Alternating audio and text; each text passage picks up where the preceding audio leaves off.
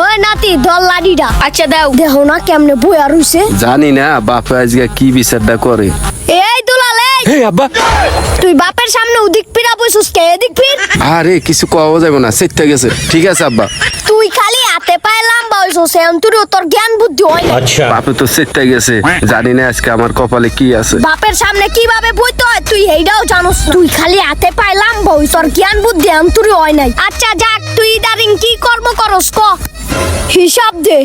High high, অনিসাব চাইছে কি কমু। আব্বা আজকে এক সপ্তাহ ধরে কোনো কাম কাজ নাই, এর লাগে আপনার বউ একসার চিল্লাচিল্লি করে। আব্বা আজকে এক সপ্তাহ ধরে তোর কাজ নাই, তুই আমার ফোন দিছস। দাদা তো ভালো করে বাবার দিতেছে। আর আজকে তুই 3 দিন ধরে ঘরে বাজার দেস না, আর তোর বউ আমার ফোন দেয় কে? রাখ, শালির ঘরে শালি, তুই আমার বাপের ফোন দিছ। আজকে বাসা যাই লই, তোর কি করি। তুমি আমার বাপের ফোন দিছ, হ্যাঁ? আবার লাগাই দিছ পোলাটারে। তোর কাজ কাম নাই, তুই আমারে কইতি, আমি তোর একটা কাজ কাম ভাও কইরা দিতাম। আর আজকে তুই 3 দিন হয়ে গেছে তুই ঘরে বাজার করস না, তোর বউ আমার 3 দিন ধরে জ্বালাইতাছে ফোন দিয়া। আর এই নাতিগুলা না খায় রইছে, এইটা কোনো তোর আক্কেল জ্ঞান আছে? এই সব দোষ আমার বাড়িয়ালির। আরে দে তো দে, সার তো লাড়িরা নাতি। মন মাথাটা তো গরম কইরা লইছে।